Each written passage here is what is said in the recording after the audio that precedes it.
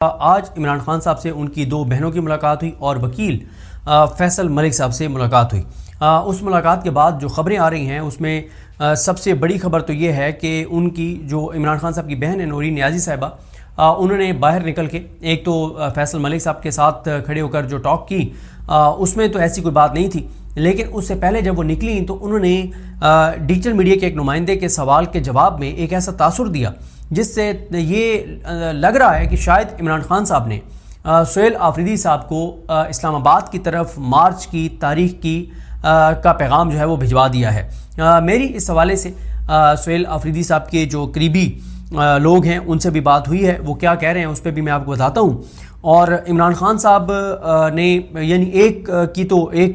पैगाम की तो यानी तस्दीक कर दी गई है कि इमरान खान साहब ने सुहेल आफरीदी को ये पैगाम भिजवाया है कि आप दबाव बढ़ाते चले जाएं। और सुहेल आफरीदी इस हवाले से जो उनकी हिकमत अमली है वो भी बड़ी वाज़ेह है। आपने देखा कि सुहेल आफरीदी जो हैं उन्होंने जो पहली तकरीर की वो इंतहाई जारहाना थी, और सुहेल आफरीदी इमरान खान साहब के इतने वफ़ादार खिलाड़ी हैं कि जैसे ही उनके नाम का ऐलान हुआ तो आपने देखा कि किस तरह से प्रेस कॉन्फ्रेंस हुई, किस तरह से धमकियाँ दी गई, किस तरह से वज़रा आके बैठ गए और उन्होंने कहा कुछ भी हो जाए लेकिन सुहेल आफरीदी को अब वज़ीर आला नहीं बनने दिया जाएगा।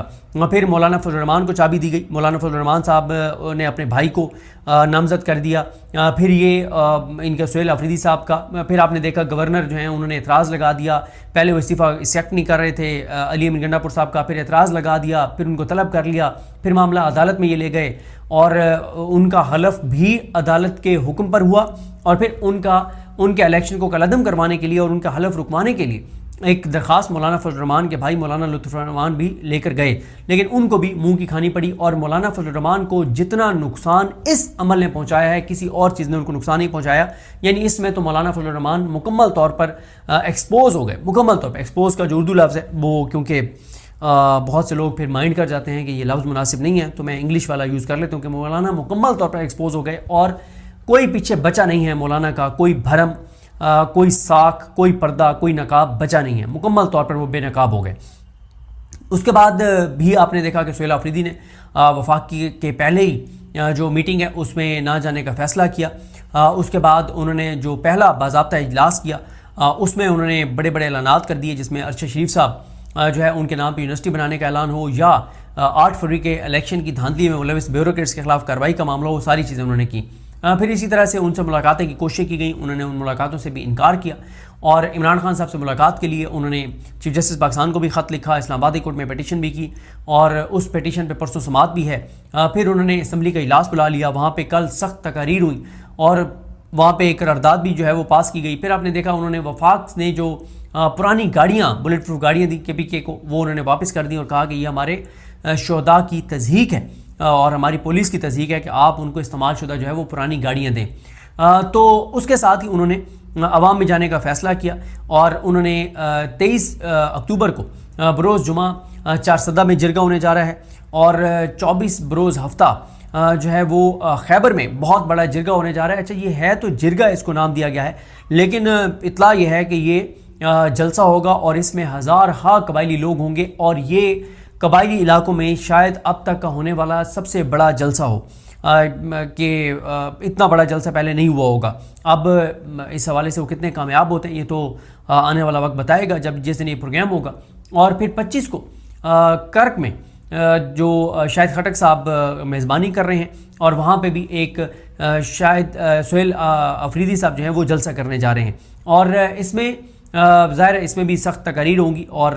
इसमें तकरीर तो होंगी, लेकिन इस सब का मकसद अवामी राब्ता मुहिम है, इस सब का मकसद लोगों को मोटिवेट करना है, इस सब का मकसद लोगों के अंदर एक मोमेंटम पैदा करना है। और एक चीज़ आप देखें कि सुहेल आफरीदी साहब जब से आए हैं तो PTI का सोशल मीडिया जो है वो एक हो चुका है। पहले बड़ी तकसीम आ गई थी, ग्रुपिंग हो गई थी, जो अली अमीन गंडापुर साहब के साथ एक ग्रुप खड़ा हुआ था लेकिन अक्सरियत लोग खिलाफ खड़े हुए थे और अब सोशल मीडिया के ऊपर सुहेल आफरीदी साहब के खिलाफ एक भी इख्तलाफी आवाज़ नहीं है। फिर ये जो उनके बारे में एक तासुर बनाया जा रहा है कि उनका सूबे की गवर्नेंस पर कोई वो नहीं है, फोकस नहीं है। और राना सनौला ने जिस तरह से कहा कि वो कोई आइन और कानून की बात नहीं कर रहे और गवर्नेंस पे फोकस नहीं कर रहे, पहले दिन से ही हमें नज़र आ रहा है कि वो गवर्नेंस पर भी फोकस कर रहे हैं, सूबे की सूरत हाल पर भी फोकस कर रहे हैं, लेकिन साथ ही इमरान खान साहब की रिहाई के लिए दबाव भी बढ़ाते चले जा रहे हैं। और ये अभी जो वो 3 जलसे करने जा रहे हैं, मेरी इत्तला ये है कि उसके बाद अगले जलसों की तारीख वो दे देंगे। अब सवाल ये है, बाकी चीज़ें तो मैं आपको बताता हूँ, जो सबसे ज़्यादा आप जानना चाह रहे होंगे उस पर पहले बात कर लेते हैं, आपको इंतज़ार नहीं करवाते, कि क्या इमरान खान साहब ने तारीख भिजवा दी है सुहेल आफरीदी साहब को। मैंने इस हवाले से सुहेल आफरीदी साहब के जो उनके बहुत ही करीब लोग हैं उनसे पूछा है। उन्होंने कहा कि वो बहरहाल इस चीज़ की ऑन रिकॉर्ड या ऑफ द रिकॉर्ड भी वो इसकी तस्दीक नहीं कर रहे। वो उसकी वजह भी समझ आती है, जाहिर है वो अपनी एक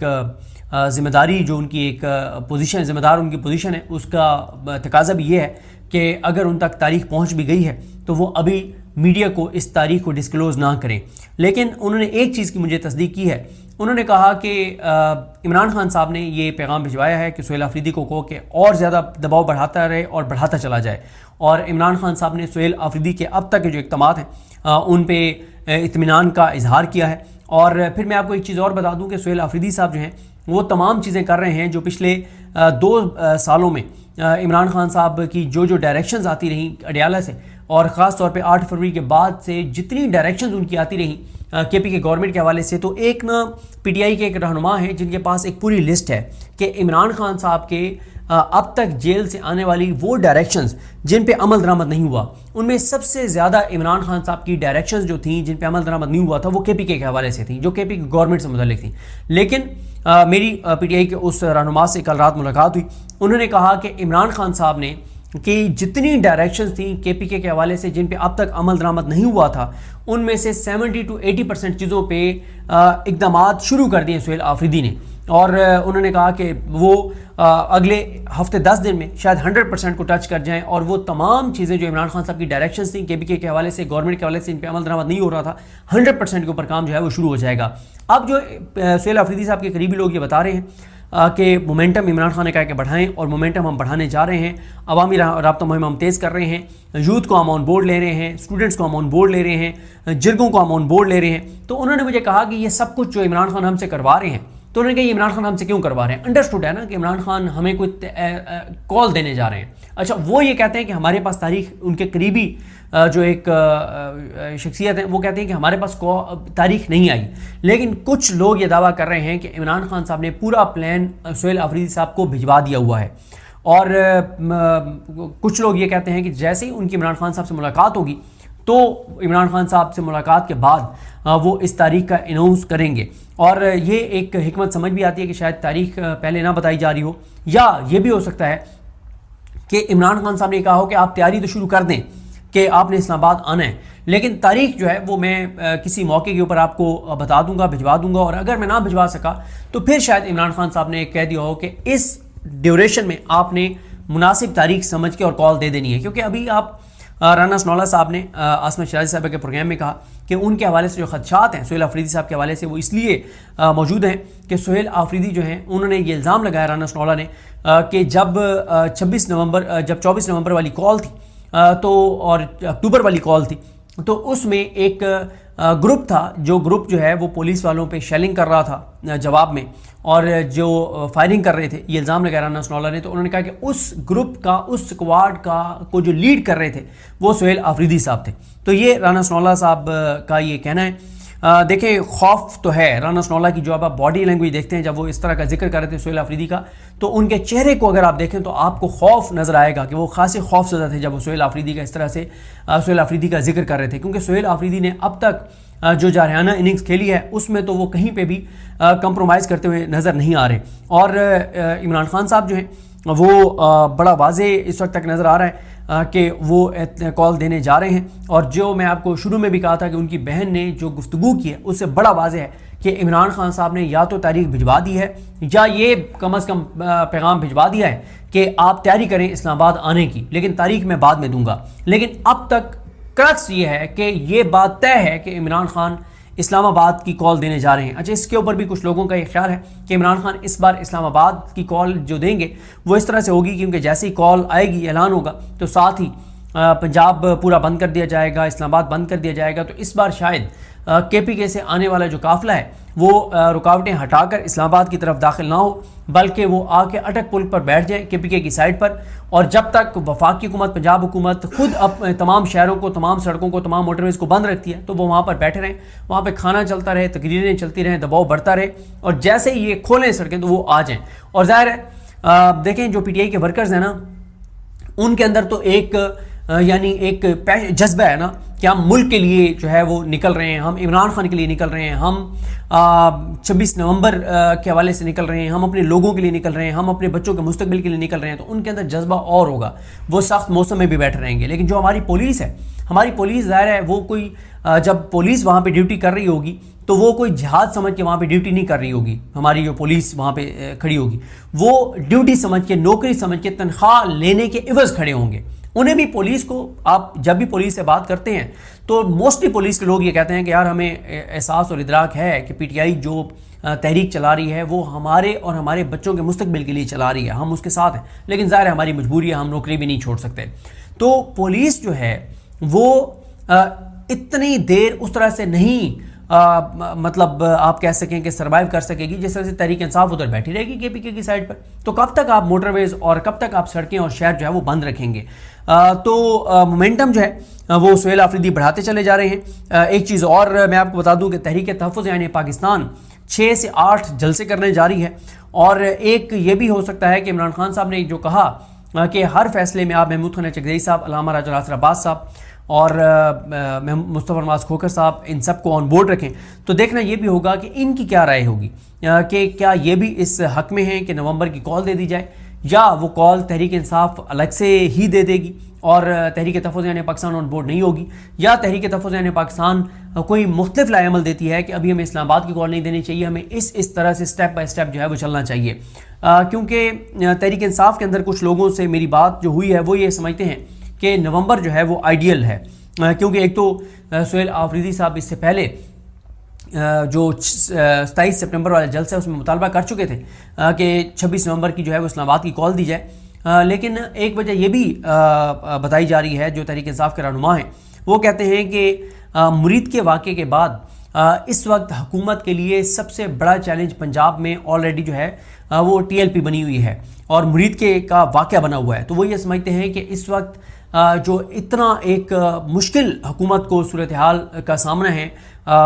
ये पंजाब के अंदर। मसलन देखें, मुझे एक तहरीक इंसाफ के एक रहनुमा ने एक बात की और मैंने उनकी बात नहीं मानी और मैंने कहा नहीं ये नहीं हो सकता। उन्होंने जो मुझे बात बताई तो मैंने फिर खुद जाके अभी चेक किया तो बिल्कुल उनकी बात दुरुस्त थी। उन्होंने मुझे कहा कि मरीम नवाज़ साहिबा ने तहरीक लब्बैक के ऊपर अपने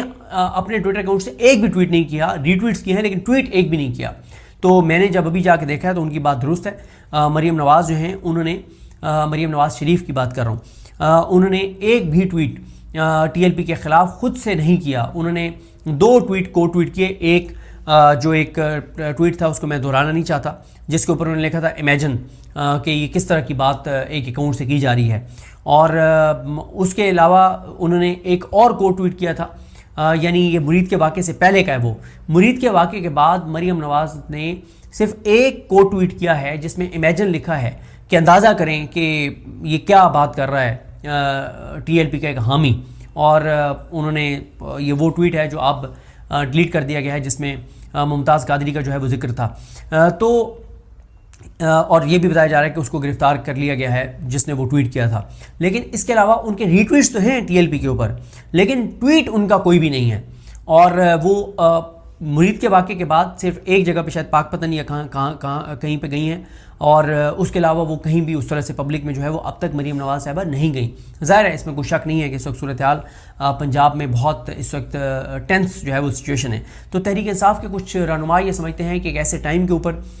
जब पहले ही पंजाब में हुकूमत बहुत अपसेट है। आपने देखा कि जो फ्राइडे गुजरा था लास्ट, उस फ्राइडे के ऊपर 45,000 पुलिस वालों ने ड्यूटीज़ दी। जुमे को इतना थ्रेट था कि एहतजाज हो सकता है, सड़कें ब्लॉक हो सकती हैं, लेकिन फिर तहरीक लब्बैक ने इस बात की वजाहत की कि उन्होंने कोई कॉल जो है वो नहीं दी। और अभी भी देखें आप, हुकूमत की आनियाँ जानियाँ और परेशानियाँ तो आपको नज़र आ रही हैं। कि मोहसिन नकवी जो हैं वो मुफ्ती मुनीब साहब के पास गए हैं कराची में। अभी कुछ देर पहले एक वीडियो जारी हुई है जिसमें वो मुफ्ती मुनीब से मुलाकात कर रहे हैं और सोशल मीडिया पे इस वक्त मुफ्ती मुनीब के ख़िलाफ़ बहुत ही सख्त कैंपेन चल रही है, क्योंकि बताया जा रहा है कि मुफ्ती मुनीब को दोबारा जो है वो रोयत हलाल कमेटी का चेयरमैन जो है वो बनाया जा रहा है। और मुफ्ती मुनीब की बहुत ही ज़्यादा कुर्बत है मोहसिन नकवी साहब से, और शहबाज शरीफ से उनकी बहुत ही ज़्यादा कुर्बत है। मियां नवाज शरीफ के साथ, शहबाज शरीफ के साथ, मोहसिन नकवी के साथ उनका बहुत ही ज़्यादा कुर्बत है। तो इस पर बहुत सख्त इस वक्त मुफ्ती मुनीब के ख़िलाफ़ कंपेन चल रही है और उनके अपने लोग ये कंपेन कर रहे हैं, उनके अपने लोग उन पर सवाल उठा रहे हैं जिस तरह से। बल्कि वो मैं एक ट्वीट देख रहा था जिस ट्वीट में लिखा हुआ था कि मुफ्ती मुनीब जो हैं वो मोहसिन नकवी को ऐसे मिल रहे थे जैसे दो बिछड़े भाई कई बरसों बाद अचानक मिल जाएँ, तो इस तरह से वो मिल रहे थे मोहसिन नकवी को। तो ज़ाहिर है उनका एक तल्लुक़ है मोहसिन नकवी के साथ, और ज़ाहिर है वो मुमकिन तौर पे मोहसिन नकवी से अपने बहुत से काम भी करवाते होंगे, क्योंकि मोहसिन नकवी के बारे में ये मशहूर है कि जिन लोगों से उनका तल्लुक़ है तो वो उनके सारे काम करते हैं। तो बहरहाल मुफ्ती मुनीब इस वक्त बहुत ज़्यादा इस वक्त क्रिटिसाइज़ हो रहे हैं सोशल मीडिया के ऊपर। तो तहरीक इंसाफ के जैसा से मैंने आपको बता रहा था कि एक रहनुमा का ये ख्याल है कि ये आइडियल टाइम है जब हुकूमत के लिए पंजाब में TLP एक चैलेंज बनी हुई है। तो अगर हम कॉल देते हैं तो हमें TLP के लोगों की भी जो है वो सपोर्ट इस मौके के ऊपर मिल जाएगी। लेकिन तहरीक इंसाफ बहरहाल कब कॉल देती है या कब उसका ऐलान करती है ये देखना होगा। और इसके अलावा इमरान खान साहब जो हैं उन्होंने जो पैगाम भिजवाया है, उन्होंने कहा कि सब अरकान असम्बली अदालतों में जाएं, अदालतों पे दबाव बढ़ाएं, अलकादिर केस लगवाने के लिए दबाव बढ़ाएं। और इमरान खान साहब के जो वकील हैं फैसल मलिक साहब, जो GHQ हमला केस में उनके वकील हैं, उन्होंने कहा है कि पिछले 10 माह में इमरान खान साहब की सिर्फ एक बार अपने बेटों से बात कराई गई है। इमरान खान साहब का बाहर उन्होंने पैगाम देते हुए कहा कि इमरान खान ने अफगानिस्तान के साथ जो कुछ पाकिस्तान के चल रहे हैं इशूज़, उस पर इमरान खान साहब ने बहुत इजहार अफसोस किया है। और इमरान खान ने यह भी कहा है कि नवाज शरीफ जब जेल में हमारे दौर में था तो उसको आज़ादी थी, वो अपनी फैमिली से मिलता था, अपने लोगों से मिलता था, मीटिंग्स करता था पॉलिटिकल। मुझे मेरे वकला, मेरी फैमिली और मेरे जो पॉलिटिकल लोग हैं उनसे नहीं मिलने दिया जा रहा। इमरान खान ने कहा है कि KPK के लोगों ने मुझे वोट दिया है और वो इसलिए KPK के हवाले से जो भी फैसले होंगे उसमें मेरी मंजूरी ज़रूरी है। तो इसलिए उन्होंने कहा है कि सुहेल आफरीदी को मुझसे मिलने दिया जाए, और सुहेल आफरीदी को उन्होंने कहा है कि मेरे साथ मुलाकात के हवाले से भी वो दबाव जो है वो बढ़ाएं। इमरान खान ने कहा कि हार्ड स्टेट से मुराद ये होती है कि वो स्टेट, वो रियासत जिसमें आइन हो, कानून हो, जिसमें इंसानी हकूक़ हों, जिसमें लोगों की राय का एहतराम हो, जहाँ पे लोगों के वोट को गिना जाए। तो उन्होंने कहा ये हार्ड स्टेट होती है, और उन्होंने कहा वो तो स्टेट ही नहीं हो सकती जिसको पब्लिक सपोर्ट हासिल ना हो। इमरान खान डॉक्टर उज़मा ने कहा, डॉक्टर उज़मा ने इमरान खान साहब की जो बहन है डॉक्टर उज़मा, उन्होंने कहा कि इमरान खान मुरीद के वाक़े के ऊपर बहुत अफसुर्दा थे। और नूरीन नियाज़ी साहबा ने कहा कि इमरान खान ने कहा है कि मज़ामत बढ़ानी होगी। नूरीन नियाज़ी साहबा ने यह भी कहा है कि KPK हुकूमत को ये बात उन्होंने इमरान खान साहब से मुलाकात से पहले कहा कि KPK हुकूमत हिम्मत दिखाएगी तो हुकूमत घुटने टेकने पर मजबूर हो जाएगी। इमरान खान साहब की बहनों को भी सुहेल आफरीदी साहब से बहुत ज़्यादा तवक्कुआत हैं कि वो दबाव बढ़ाएंगे और वो मोमेंटम बढ़ाएंगे, जिससे जो है वो इस हुकूमत को जो है वो मुश्किलात होंगी। इसके अलावा इमरान खान साहब जो हैं उन्होंने जो है वो कुछ और पार्टी के लिए भी डायरेक्शंस भिजवाई हैं, जिसके हवाले से मैं कुछ PTI के रहनुमाओं से पूछना चाह रहा था, लेकिन मेरी उनसे कॉल पे बात नहीं हो सकी। शायद वो अडयाला से निकल के उसके बाद कुछ मीटिंग्स चलती हैं, तो इसलिए फिर वो नहीं उस तरह से मेरी बात हो सकी। बात होगी तो मैं आपको ज़रूर अपडेट करूँगा। और इसी तरह से बाकी आपने देखा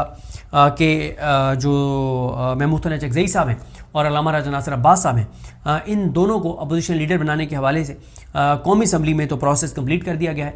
उन्होंने असद कैसर साहब ने प्रेस कॉन्फ्रेंस भी की कि 74 MNAs के दस्तखतों के साथ डॉक्यूमेंट्स जो है वो कानूनी जो एक प्रोसेस है वो कंप्लीट कर दिया गया है। डॉक्यूमेंट्स और कागजात जो हैं वो जमा करा दिए गए हैं। अब क्या होता है ये देखना होगा। लेकिन इमरान खान साहब का आप देख लेना, जितने भी इमरान खान साहब के फ़ैसले हैं, यानी सुहेल आफरीदी को लाना हो,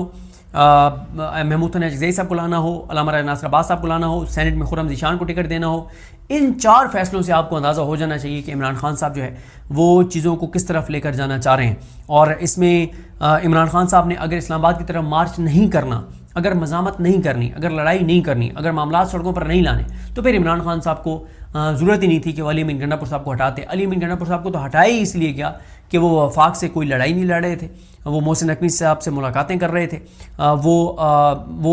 बातचीत के ज़रिए कहते थे कि मैंने इमरान खान को रिहा कराना है, लेकिन बातचीत में भी वो कोई बात नहीं कर पा रहे थे। वो वफाक को टफ टाइम नहीं दे रहे थे, वो KPK में ऑपरेशन के वाले से कोई स्टैंड नहीं ले पा रहे थे, KPK से जो जबरी गुमशुदियाँ हो रही थी उन पर स्टैंड नहीं ले पा रहे थे। और अभी आप देख लें कि सुहेल आफरीदी आए हैं तो उन्होंने इस हवाले से सख्त अहकामात जो हैं वो दिए हैं। तो बहरहाल जी इंशाल्लाह आपको नेक्स्ट वीडियो में जब मेरी तहरीक इंसाफ के